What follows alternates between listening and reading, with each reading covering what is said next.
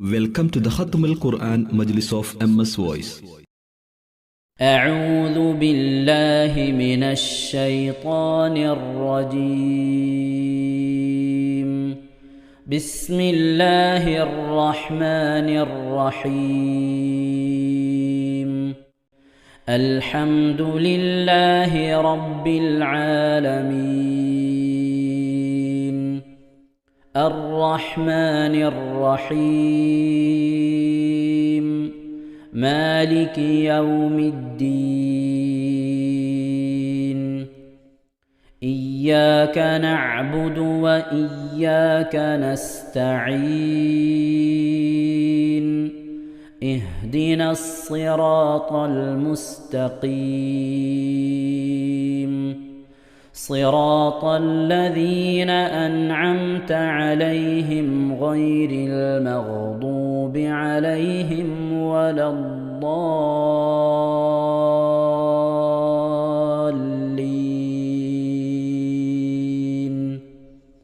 آمين. بسم الله الرحمن الرحيم. لقد سمع الله قول الذين قالوا إن الله فقير ونحن أغنياء سنكتب ما قالوا وقتلهم الأنبياء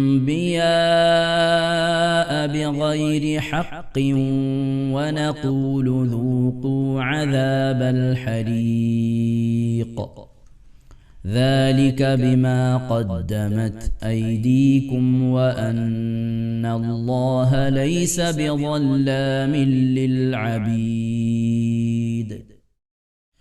الذين قالوا إن الله عهد إلينا ألا نؤمن لرسول حتى يأتينا بقربان تأكله النار قل قد جاءكم رسل من قبلي بالبينات وبالذي قلتم فلم قتلتموهم إن كنتم صادقين فإن كذبوك فقد كذب رسل من قبلك جاءوا بالبينات والزبر والكتاب المنير كل نفس ذائقة الموت وإنما توفون أجوركم يوم القيامة فمن زحزح عن النار وأدخل الجنة فقد فاز وما الحياة الدنيا إلا متاع الغرور. لتبلون في أموالكم وأنفسكم ولتسمعن من الذين أوتوا الكتاب من قبلكم ومن الذين أشركوا أذى كثيرا وإن تصبروا وتتقوا فإن ذلك من عزم الأمور. وإذ أخذ الله ميثاق الذين أوتوا الكتاب لتبيننه للناس ولا تكتمونه فنبذوه وراء ظهورهم واشتروا به ثمنا قليلا فبئس ما يشترون. لا تحسبن الذين يفرحون بما أتوا ويحبون أن يحمدوا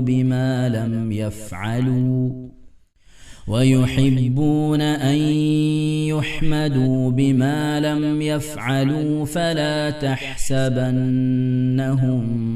بمفازة من العذاب ولهم عذاب أليم. ولله ملك السماوات والأرض والله على كل شيء قدير. إن في خلق السماوات والأرض واختلاف الليل والنهار لآيات لأولي الألباب الذين يذكرون الله قياما وقعودا وعلى جنوبهم ويتفكرون في خلق السماوات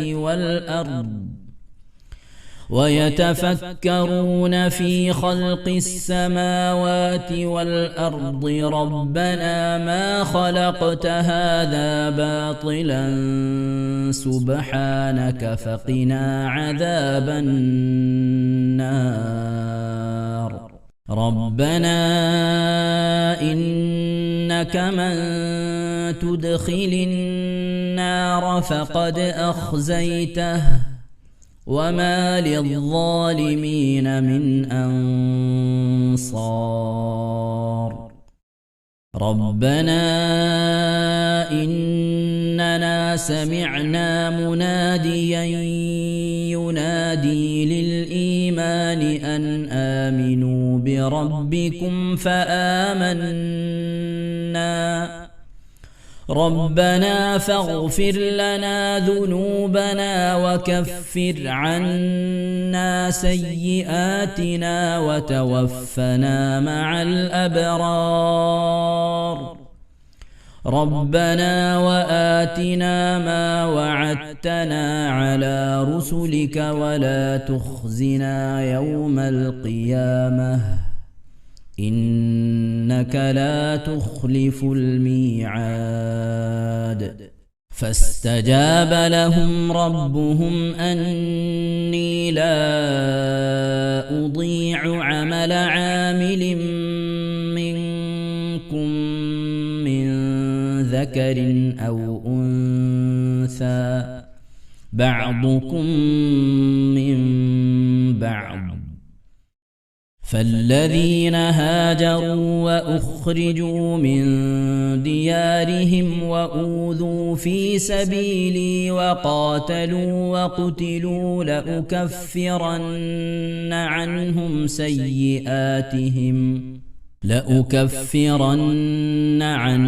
سيئاتهم ولأدخلنهم جنات تجري من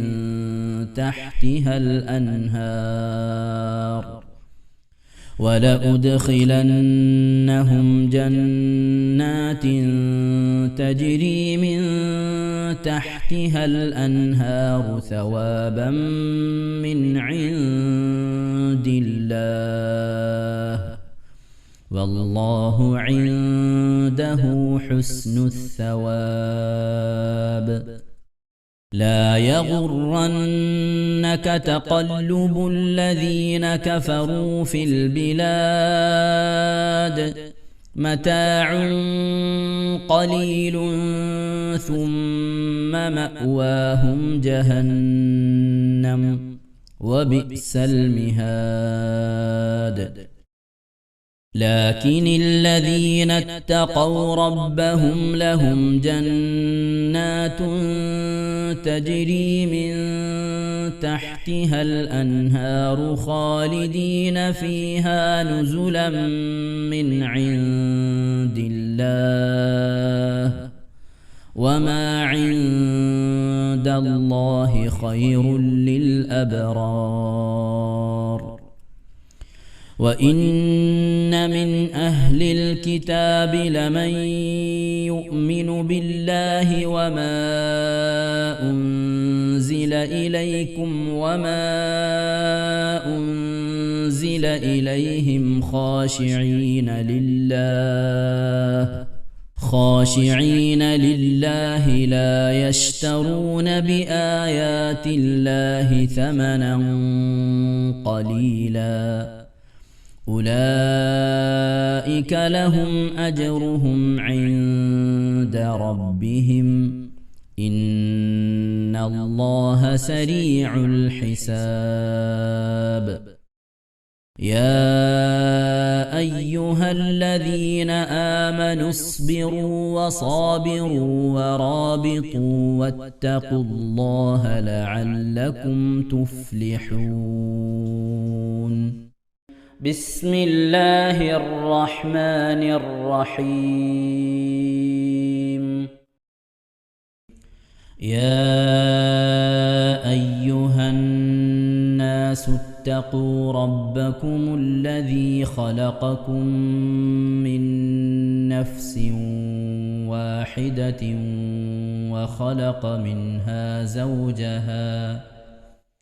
وخلق منها زوجها وبث منهما رجالا كثيرا ونساء واتقوا الله الذي تساءلون به والأرحام إن الله كان عليكم رقيبا وآتوا اليتامى أموالهم ولا تتبدلوا الخبيث بالطيب ولا تأكلوا أموالهم إلى أموالكم إنه كان حوبا كبيرا وإن خفتم ألا تقسطوا في اليتامى فانكحوا ما طاب لكم من النساء مثنى وثلاث ورباع فإن خفتم ألا تعدلوا فواحدة أو ما ملكت أيمانكم ذلك أدنى ألا تعولوا وآتوا النساء صدقاتهن نحلة فإن طبن لكم عن شيء منه نفسا فكلوه هنيئا مريئا ولا تؤتوا السفهاء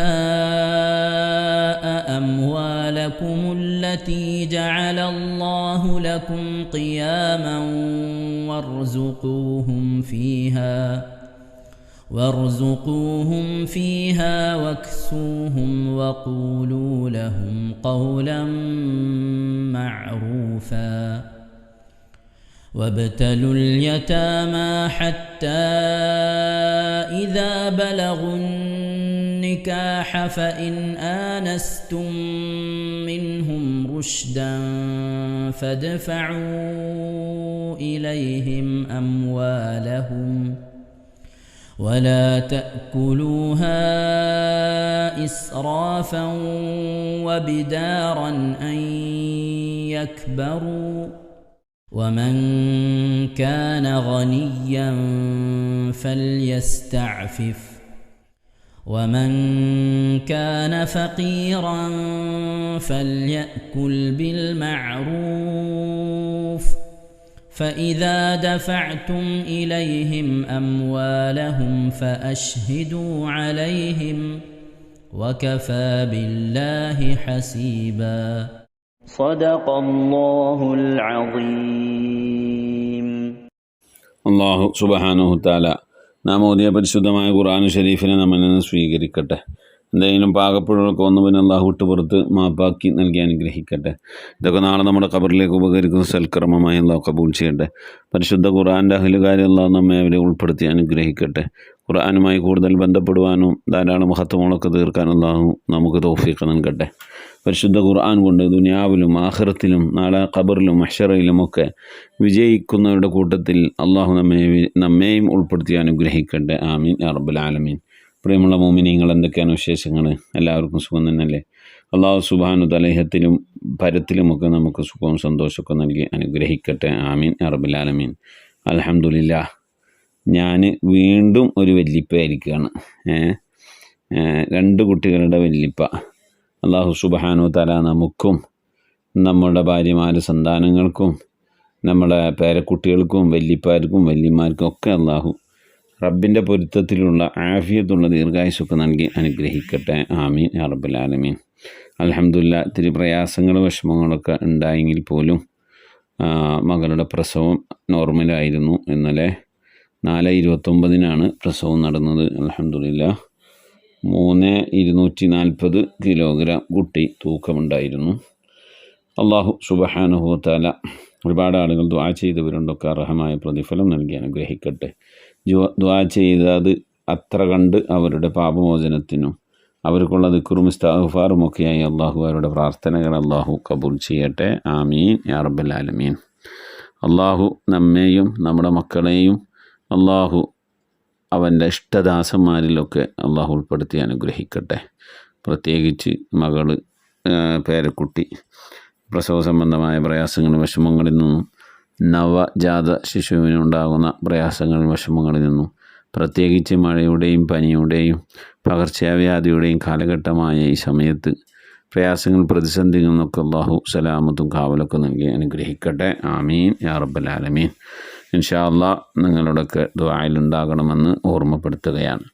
അതുപോലെ നമ്മുടെ ആമിനുമ്മ കോയമ്പത്തൂർ, മുമ്പേ എൻ്റെ ഉമ്മാൻ്റെ പേരാണ്. മുമ്പേ ആ ആമിനുമ്മയായിട്ട് നമ്മൾ ബന്ധമുണ്ട്. നമ്മുടെ ആദ്യത്തെ ഖത്തമുമായി പണ്ടേ മുതൽ നമ്മുടെ മജ്‌ലിസിലുള്ള ഉമ്മയാണ്. ആ ഉമ്മയുടെ ഏട്ടത്തിയുടെ മരുമകന് ക്യാൻസർ വന്നുകൊണ്ട് പ്രയാസത്തിലാണ്. അല്ലാഹു സുബ്ഹാനഹു വ തആല സലാമത്തും ശിഫാക്ക് നൽകി അനുഗ്രഹിക്കട്ടെ. ബ്ലഡ് കയറ്റിയാൽ കയറുന്നില്ല, ബ്ലഡ് ഇറങ്ങിപ്പോവാണ്. അത്ര കണ്ട് പ്രയാസമാണ്, വല്ലാത്തൊരവസ്ഥയാണ്. പ്രത്യേകം നമ്മുടെ മജ്‌ലിസിലുള്ളവരോടൊക്കെ ഒരു ഫാത്തിഹ ദ്വാരക്കാൻ പറഞ്ഞിട്ടുണ്ട്. അല്ലാഹു സുബ്ഹാനഹു വ തആല ഇത്തരത്തിലുള്ള ക്യാൻസർ രോഗങ്ങൾ, മാറാവ്യാധികൾ, കണ്ടാൽ സഹിക്കാൻ പറ്റാത്ത രോഗങ്ങളിൽ നിന്നൊക്കെ അല്ലാഹു നമ്മേവരെയും അല്ലാഹു സലാമത്ത് നൽകി അനുഗ്രഹിക്കട്ടെ. ആമീൻ യാ റബ്ബൽ ആലമീൻ. അല്ലാഹു സുബ്ഹാനഹു വ തആല കുടുംബത്തിനുണ്ടായ പ്രയാസങ്ങൾ, വിഷമങ്ങളൊക്കെ സഹിക്കാനും ക്ഷമിക്കാനും അതനുസരിച്ച് മുന്നോട്ട് പോകാനൊക്കെയുള്ള തൗഫീഖ് നൽകട്ടെ. അവർക്ക് അല്ലാഹു പകരം നൽകി അനുഗ്രഹിക്കട്ടെ. ആമീൻ. ആ മരണപ്പെട്ടു പോയ നമ്മുടെ കുടുംബത്തിന് മരിച്ചു എല്ലാവർക്കുള്ള മഗ്ഫിറത്ത് നൽകട്ടെ. പ്രത്യേകിച്ച് ക്യാൻസർ രോഗം കൊണ്ട് പ്രയാസപ്പെടുന്ന ആ പ്രിയപ്പെട്ട സഹോദരന് അല്ലാഹു രോഗശമനം, ആഫിയത്ത്, ദീർഘായുസ്സ്, സിഹത്ത്, ഖുവ്വത്തൊക്കെ നൽകി അനുഗ്രഹിക്കട്ടെ. ആമീൻ. അത്തരത്തിലുള്ള എന്തെങ്കിലും രോഗാണുക്കൾ നമ്മളിലോ നമ്മുടെ അഹലുകാരിലൊക്കെ ഉണ്ടെങ്കിൽ അല്ലാഹു ഞങ്ങൾ അറിയുന്നതിന് മുമ്പ് അതിനൊക്കെ നീ നശിപ്പിച്ച് ഞങ്ങൾക്ക് ശിഫാവും പരിപൂർണ്ണ ആഫിയത്തും ദീർഘായുസ്സൊക്കെ നൽകി അനുഗ്രഹിക്കണേ അല്ലാഹ്. ആമീൻ യാ റബ്ബൽ ആലമീൻ. അതുപോലെ പല ആളുകളും ദുആ കൊണ്ട് വസിയത്ത് ചെയ്തിട്ടുണ്ട്. മുറാദ് ഹാസിലാക്കാൻ, രോഗശമനത്തിന്, അതുപോലെ തന്നെ കടങ്ങൾ വിടാൻ, പ്രയാസങ്ങൾ മാറാൻ അല്ലാഹു എല്ലാവരെയും കബൂൽ ചെയ്യട്ടെ. എല്ലാവരുടെയും പ്രയാസങ്ങളും വിഷമങ്ങളൊക്കെ ദൂരീകരിച്ച് നൽകട്ടെ. ദുആ കൊണ്ട് വസിയത്ത് ചെയ്തവർക്ക് അല്ലാഹ് അതിൻ്റെ പൊരുത്തത്തിലുള്ള ദീർഘായുസ്സൊക്കെ നൽകി അനുഗ്രഹിക്കട്ടെ.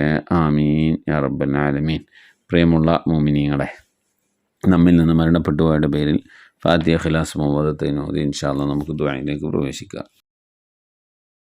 إلى حضرة نبينا سيدنا وشفينا وحبيبنا ومنجينا ومرشدنا وهادينا محمد صلى الله عليه وسلم. الفاتحة.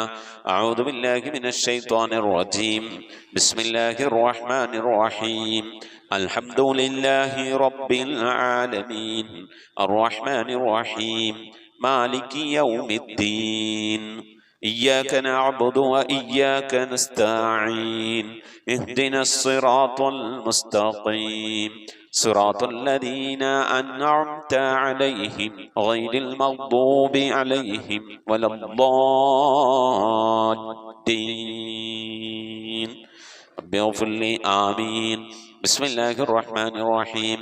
قل هو الله أحد الله الصمد لم يلد ولم يولد ولم يكن له كفوا أحد. بسم الله الرحمن الرحيم. قل هو الله أحد الله الصمد لم يلد ولم يولد ولم يكن له كفوا أحد. بسم الله الرحمن الرحيم.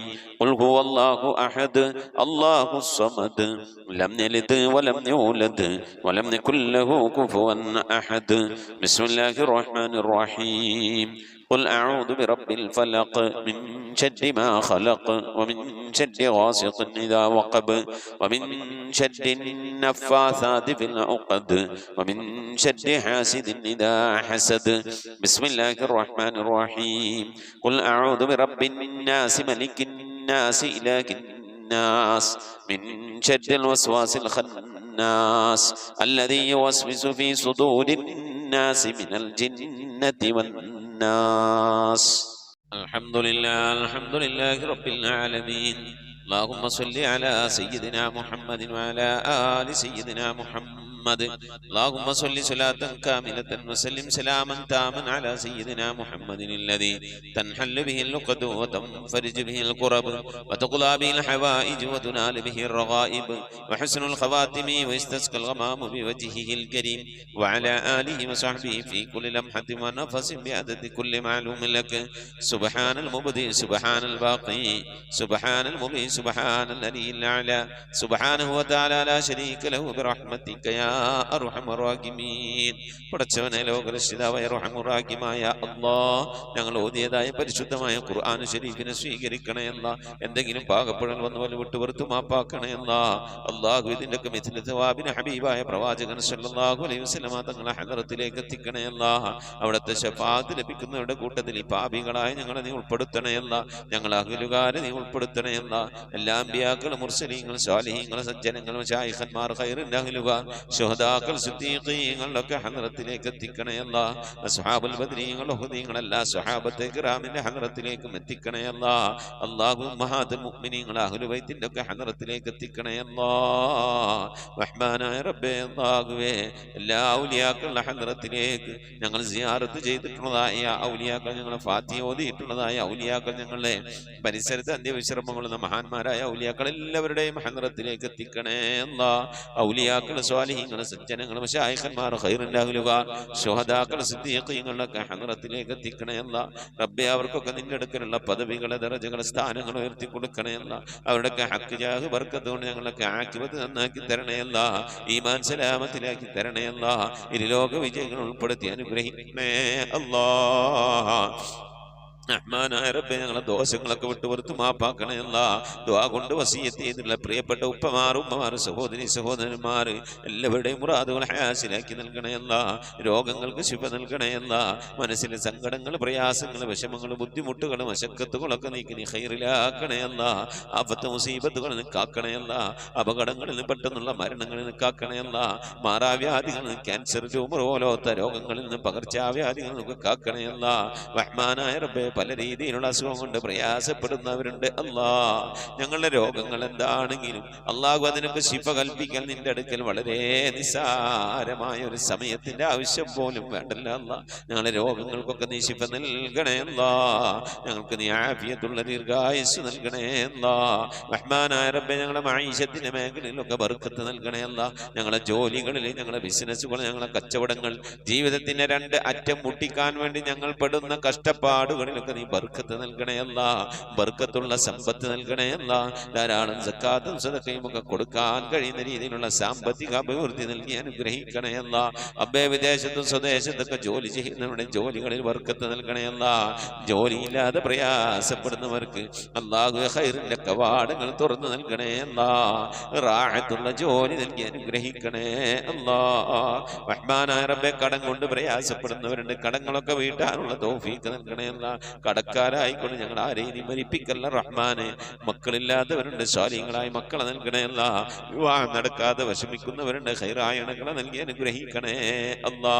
റബ്ബേ നിന്റെ മഹത്വം കൊണ്ട് മക്കളെ ഞങ്ങളെ മക്കളൊക്കെ നീ സ്വാലിഹീങ്ങളിൽ ഉൾപ്പെടുത്തണേ അല്ലാ. മക്കൾ കാരണമായി ദുനിയാവിലെ നാളെ ആഖിറത്തിന് വശലാക്കേണ്ട ഒരവസ്ഥയിലേക്ക് എത്തിക്കല്ലേ അല്ലാ. ഇൽമുള്ള മക്കളാക്കണേ അല്ലാ. നമസ്കാരം നിലനിർത്തുന്ന മക്കളാക്കണേ അല്ലാ. മുത്തുനബിനെ സ്നേഹിക്കുന്ന മക്കളാക്കണേ അല്ലാ. സ്വലാത്ത് ചെല്ലുന്ന മക്കളാക്കണേ അല്ലാ. അല്ലാഹുവേ മക്കളെ കൊണ്ട് അഭിമാനം കൊള്ളാനുള്ള ഭാഗ്യം നൽകി അനുഗ്രഹിക്കണേ അല്ലാ. മാതാപിതാക്കളെ സ്നേഹിക്കുന്ന, ഉസ്താദുമാരെ ആദരിക്കുന്ന, മുതിർന്നവരെ ബഹുമാനിക്കുന്ന സജ്ജനങ്ങളിൽ ഞങ്ങളെ മക്കളൊക്കെ ഉൾപ്പെടുത്തി അനുഗ്രഹിക്കണേ അല്ലാ. റബ്ബേ ഗർഭിണികളായ സഹോദരിമാരൊക്കെ ഉണ്ട്, സുഖപ്രസവം നൽകണേ അല്ലാ. റബ്ബേ നിന്റെ മഹത്വം കൊണ്ട് അല്ലാഹുവേ പല രീതിയിലുള്ള പ്രയാസങ്ങൾ അനുഭവിക്കുന്നവരുണ്ട് അല്ലാ. വിവാഹം ചെയ്ത അയച്ച സ്ഥലങ്ങളിൽ മക്കള്, പെൺമക്കള്, അതുപോലെ തന്നെ ആൺമക്കള് പല രീതിയിലുള്ള പ്രയാസങ്ങൾ, വിഷമങ്ങൾ, സങ്കടങ്ങൾ അനുഭവിക്കുന്നവരുണ്ട്. എല്ലാവർക്കും നീ സലാമത്ത് നൽകണേ അല്ലാ. വിവാഹം ഉറപ്പിച്ചു വെച്ച മക്കളൊക്കെ ഉണ്ടല്ലാ, നല്ല നിനക്ക് അവർക്ക് കെട്ടിച്ചയക്കാനുള്ള തൗഫീഖ് നൽകി അനുഗ്രഹിക്കണേ അല്ലാ. റഹ്മാനായ റബ്ബേ നിന്റെ മഹത്വം കൊണ്ട് അല്ലാ ഞങ്ങളിൽ നിന്ന് മരണപ്പെട്ടു പോയ ഞങ്ങളെ ഉമ്മ വഴിക്കും ഞങ്ങളെ ഉപ്പ വഴിക്കും കൂട്ടുകുടുംബാദികളും ബന്ധുമിത്രാദികളും ഒരുപാട് ആളുകൾ മരിച്ചു പോയിട്ടുണ്ട് റഹ്മാനെ. അവരൊക്കെ കബറിടത്തിലേക്ക് നിന്റെ മിഥിലതവാവിനെത്തിക്കണേ അല്ലാ. റബ്ബേ എൻ്റെ ഉമ്മ മരിച്ചു പോയിട്ടുണ്ട്, ഉപ്പ മരണപ്പെട്ടു പോയിട്ടുണ്ട്, സഹോദരൻ മരിച്ചു പോയിട്ടുണ്ട്, അമ്മാശൻ മരണപ്പെട്ടു പോയിട്ടുണ്ട്, ഉസ്താദുമാരെ മരിച്ചു പോയിട്ടുണ്ട്. അതുപോലെ ഈ മജ്ലിസിൽ പങ്കെടുക്കുന്ന എൻ്റെ പ്രിയപ്പെട്ടവരുടെ പലവരും മരണപ്പെട്ടു പോയവരാണ്. അല്ലാഹുവേ അവരുടെയൊക്കെ ഹദ്റത്തിലേക്ക് നിന്റെ മിഥിലതവാവിനെത്തിക്കണേ അല്ലാ. ഞങ്ങളിൽ മരിച്ചു പോയ കബറിൽ എന്തെങ്കിലും വിധ പ്രയാസങ്ങൾ വശം അനുഭവിക്കുന്നുവെങ്കിൽ അല്ലാഹു നീ സലാമത്ത് നൽകണേ അല്ലാ, രക്ഷപ്പെടുത്തണേ അല്ലാ. സന്തോഷകരമായ ഒരു ഖബർ ജീവിതം അവർക്ക് നാളെ ഞങ്ങൾക്ക് നൽകി അനുഗ്രഹിക്കണേ അല്ലാ. റബ്ബേ ഞങ്ങളിൽ നിന്ന് മരണപ്പെട്ടു പോയവരെ ഓർത്തുകൊണ്ട് അവരുടെ മഗ്ഫിറത്ത് ഉദ്ദേശിച്ചുകൊണ്ട് അവരുടെ ഖബർ സന്തോഷത്തിലാകണമെന്ന് ആഗ്രഹിച്ചുകൊണ്ട് റബ്ബേ ഞങ്ങൾ ഒരുമിച്ച് കൂടിയിരുന്ന് ഖുർആനോ ദിക്ർ ചൊല്ലി സ്വലാത്ത് ചൊല്ലി അല്ലാഹു നിന്റെ ഹബീബിന്റെ പേരിൽ സ്വലാത്തുകളൊക്കെ ചൊല്ലി ഞങ്ങൾ അതിൻ്റെയൊക്കെ മിഥില സവാബിന് തുല്യമായ പ്രതിഫലത്തെ അവരുടെ ഖബറിലേക്ക് എത്തിച്ചു കൊടുക്കാൻ അല്ലാഹുവേ നിന്റെ ദർബാറിലേക്ക് കരങ്ങൾ ഉയർത്തി ഞങ്ങൾ ദുആ ചെയ്യുന്നു അല്ലാ. നീ കബൂലാക്കണേ അല്ലാ. ഇതുപോലെ നാളെ ഞങ്ങൾ മരണപ്പെട്ടു കഴിഞ്ഞാൽ ഞങ്ങൾക്ക് വേണ്ടി ദിക്ർ ചൊല്ലുന്ന, ഖുർആൻ ഓതുന്ന, ദുആ ചെയ്യുന്ന ഒരു പറ്റം ആളുകളെ ഞങ്ങൾക്ക് നൽകി അനുഗ്രഹിക്കണേ അല്ലാ. റഹ്മാനായ റബ്ബേ നിന്റെ മഹത്വം കൊണ്ട് അല്ലാഹുവേ മഖബൂലും മബ്റൂറുമായ ഹജ്ജും ഉംറയും മർളിയായ സിയാറത്തൊക്കെ ചെയ്യാനുള്ള തൗഫീഖ് നൽകണേ അല്ലാ. ഹജ്ജ് ചെയ്യാതെ ഉംറ ചെയ്യാതെ അല്ലാഹുവേ മർളിയായ സിയാറത്ത് മുത്തുനബിയുടെ റൗള സന്ദർശിക്കാതെ ഈ ദുനിയാവിൽ നിന്ന് വിട പറഞ്ഞു പോകേണ്ട ഒരവസ്ഥയിലേക്ക് ഞങ്ങൾ ആരെയും നീ എത്തിക്കല്ല അല്ലാ. പുന്നാര നബിന്റെ ചാരത്തണയാൻ ആ പച്ചക്കുബയുടെ താഴ്വാരത്തന്റെ വിശ്രമം കൊള്ളുന്ന ഹബീബിന്റെ ചാരത്തൊന്ന് പോയി നിറന്ന് മനസ്സ് നിറച്ച് കണ്ണ് നിറച്ചൊന്ന് ദുആ ചെയ്യാനുള്ള തൗഫീഖ് നൽകണേ അല്ലാ. അല്ലാഹുവേ മരിക്കുന്നതിന് മുമ്പ് ഹബീബിനെ കണ്ട് സ്വർഗം കണ്ട് ലാ ഇലാഹ ഇല്ലല്ലാഹ് ചൊല്ലിക്കൊണ്ട് സന്തോഷിച്ച് ഒരു വെള്ളിയാഴ്ച രാവിലെ ഒരു വെള്ളിയാഴ്ച പകലിലോ ഈ ദുനിയാവിൽ നിന്ന് വിട പറയാ നീ തൗഫീഖ് നൽകണേ അല്ലാ. ഞങ്ങളെ സക്രാത്ത് എളുപ്പമാക്കി തരണേ അല്ലാ. ബിഹഖി മുഹമ്മദിൻ സല്ലല്ലാഹു അലൈഹി വസല്ലം വആലി മുഹമ്മദിൻ സല്ലല്ലാഹു അലൈഹി വസല്ലം വസ്ഹാബി മുഹമ്മദിൻ സല്ലല്ലാഹു അലൈഹി വസല്ലം. റബ്ബനാ ആതിനാ ഫിദ്ദുനിയ ഹസനതൻ വഫിൽ ആഖിറതി ഹസനതൻ വഖിനാ അദാബന്നാർ. റബ്ബനാ ഇഗ്ഫിർ ലനാ വർഹംനാ വലിവാലിദീനാ വലിമൻ മാതു മിന്നാ യാ ഗാഫിറുൽ മുദ്നിബീൻ. ആമീൻ ബിറഹ്മതിക യാ അർഹമർ الراحمين. صلى الله تعالى وسلم على خير خلقه سيدنا محمد وآله وصحبه أجمعين. سبحان ربك رب العزة عما يصفون وسلام على المرسلين والحمد لله رب العالمين. بفضله صلى الله على محمد صلى الله عليه وسلم. صلى الله على محمد صلى الله عليه وسلم. اللهم صل على محمد يا رب صل عليه وسلم وسلم على جميع الأنبياء والمرسلين والحمد لله رب العالمين. آمين. تقبل الله. പ്രിയമുള്ള മുഅ്മിനീങ്ങളെ, നമ്മിൽ നിന്ന് മരണപ്പെട്ട പോയ ആളുകൾ, നമ്മുടെ ഉമ്മ, വാപ്പ, ഭാര്യ, ഭർത്താവ്, വല്ലിപ്പ, വല്ലിമ്മ, അങ്ങനെ സന്താനങ്ങളൊക്കെ മരണപ്പെട്ടു പോയവരൊക്കെ ഉണ്ടാകും. അവരുടെ ആണ്ട് ദിവസം വരുമ്പോൾ നിങ്ങൾ അറിയിക്കണം. വാട്സപ്പിൽ മെസ്സേജ് അയക്കുക. ഇൻഷാ അല്ലാഹ് അവരുടെ വേണ്ടിയിട്ട് ഓതിയ മൗലൂദ് ദിക്ർ സലാത്തുകളൊക്കെ അറിയിച്ചാൽ നമ്മളെ മജ്ലിസിൽ വെച്ച് ഇൻഷാ അല്ലാഹ് നമ്മൾ ദുആയിരക്കും. അതെല്ലാവരും അറിയിക്കണം, എല്ലാവരും അറിയിക്കണം. എൻ്റെ ഉമ്മാന്റെ വാപ്പാന്റെ ആണ്ട് വരും ഞങ്ങൾ അറിയിക്കും, അപ്പൊ നിങ്ങളും ദുആയിരക്കണം. അതുപോലെ നിങ്ങളെ വേണ്ടപ്പെട്ടവരെ ആണ്ട് അങ്ങ് മറ്റുള്ള കാര്യങ്ങളൊക്കെ വരും അറിയിക്കുക. മജ്ലിസ് കൂട്ടായി കൊണ്ടാണ് ദുആയിരക്കണം. അതുപോലെ നിങ്ങളിപ്പോൾ അറിയപ്പെടുന്ന നിങ്ങളുടെ പരിചയക്കാർ, നിങ്ങളുമായി ബന്ധപ്പെട്ടവരൊക്കെ ദുആ വസിയത്തൊക്കെ പറഞ്ഞാൽ നിങ്ങൾ ഏൽക്കണം. എന്നിട്ട് നമ്മളെ അറിയിക്കണം. നമ്മൾ ഈ മജ്ലിസിൽ വെച്ച് എല്ലാവർക്കും നമുക്ക് ദുആയിരക്കണം. നമ്മളിങ്ങനെ ദുആയിരുന്നാലാണ് നാളെ നമുക്കൊക്കെ എന്തെങ്കിലും മരിച്ചുപോയാൽ ചെന്ന് കെടുക്കുമ്പോൾ ആരെങ്കിലും ദുആയിരക്കുള്ളേ. അള്ളാഹു കബൂൽ ചെയ്യട്ടെ മുഅ്മിനീങ്ങളെ. ഈ സന്ദേശം നമ്മൾ ഈ ഖത്തമുൽ ഖുർആൻ മജ്ലിസിന്റെ സന്ദേശം പരമാവധി ആളുകളിലേക്കൊക്കെ എത്തിച്ചു കൊടുക്കുക. അള്ളാഹു നമ്മെ ഇരുലോക വിജയികൾ ഉൾപ്പെടുത്തി അനുഗ്രഹിക്കട്ടെ. ആമീൻ. അസ്സലാമു അലൈക്കും വറഹ്മത്തുള്ളാഹി വബറകാതുഹു.